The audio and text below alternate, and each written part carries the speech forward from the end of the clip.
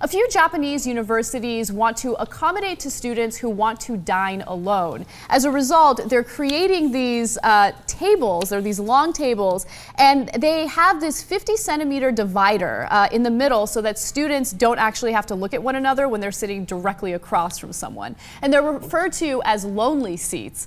And so, you know, as I see that picture and as I read the story, I wonder whether or not this is actually good for people in Japan, because there is a huge population crisis in Japan. Men and women are less interested in sleeping with one another or developing meaningful relationships. As a result, they have this rapidly aging population. So is this something that actually fuels that, or is this something that might contribute to that issue? Or is this a good thing? Because we all sometimes want some solitude, right?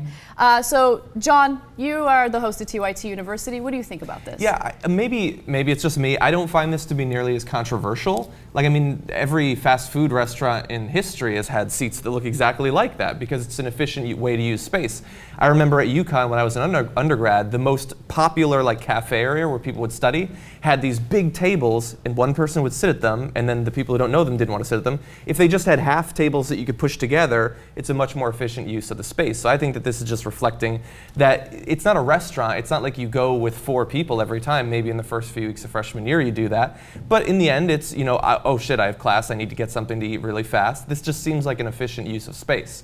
I understand that there's a lot of other stuff going on in Japan. But this is not about, but this isn't about efficient use of space. This is specifically for people who don't want to deal with social interaction. They just want to eat alone. Right, because the space, having the divider has nothing to do with space. You could have the seating the exact same way, but the divider is not taking away space. So this is clearly about not wanting any human interaction. And they're open about that. I disagree, though. I think that without the divider, a person would not want to sit on the opposite side. It's the same reason that you have to have like 2 or 3 seats between you and the next person at a long table. That's just the way humanity is psychologically. We have this weird aversion to eating alone, and I think that they're probably thinking not a lot of people are using the dining halls. This will make it a little bit more. So you're saying that physically it doesn't make a difference, but if the divider isn't there, people are less likely to sit directly in front of each other or across from each other. Obviously true. Would you, if you went to Wendy's, would you sit at a 2-person table across the table from them? No, you wouldn't. No, but if there's a divider, you might. If the seating was different, if they had like a few very long tables and I had no other, yeah, I would definitely. So I don't care. Yeah, and you know it wouldn't bother me. And who knows? It might lead to some interaction that could be interesting. Yes, that's the risk here. That we're going to remove that. You know, not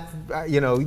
Right, you're not gonna, it's not about that you're gonna find someone to fall in love with or have sex with right after. I think that was what the giggle was. But the idea that you can't sit at a communal table, even if you're not gonna talk to anyone, the idea that that social interaction is so unnerving. I mean, when I lived on the Upper West in New York City, Zabar's, which is this big institution there, they have this big communal table. And I used to go alone and have some coffee, and I would just sit there and listen to people. And I thought it was absolutely fascinating just to hear, and you talk to some random people, or you didn't have to, and it was fine either way. So I think you lose something just by staring at a board just so that you can keep all your neurosis inside you. And let me just say that I totally understand that it's awkward and uncomfortable, but sometimes you should put yourself in awkward and uncomfortable situations, because that's how you become social. That's how you meet people that might end up being a friend for life or might end up being a love interest. Who knows? What do you think, Desi? I don't find this to be something that I would think would take on or catch on here in America. I think it might be a function of Japanese society where, you know, yes, for us, we would probably, if we were at a crowded library table or a big communal table at a restaurant,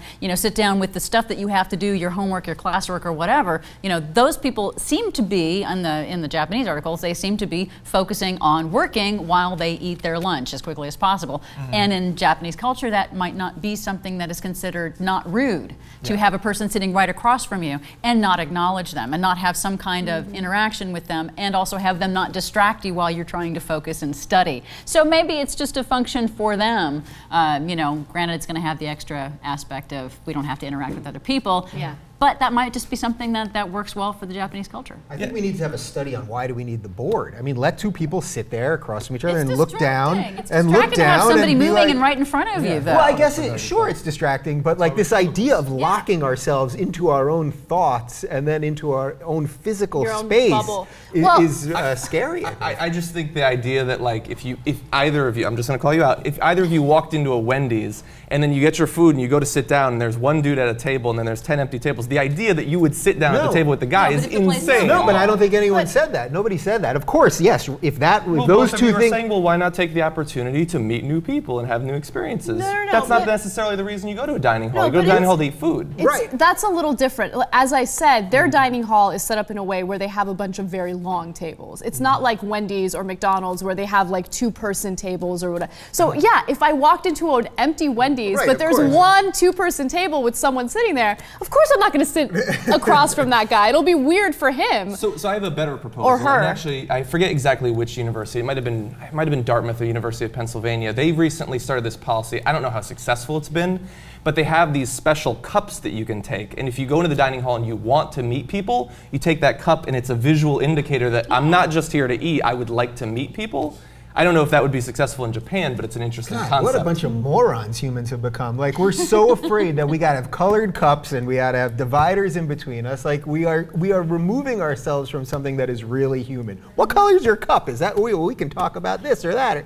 I mean, it's crazy. It reminds me of like Brazilian grills where you have like those like, I don't know, gadgets or whatever where, you know, well, some of them have discs, some of them have like little like colored statue things where like the top is red, the bottom is green, and you like flip it based on whether or not you're hungry. This is totally irrelevant to the story and I'm moving on now. But anyway. I saw where you were going there. Yeah, you know, like it's like a non-verbal communication.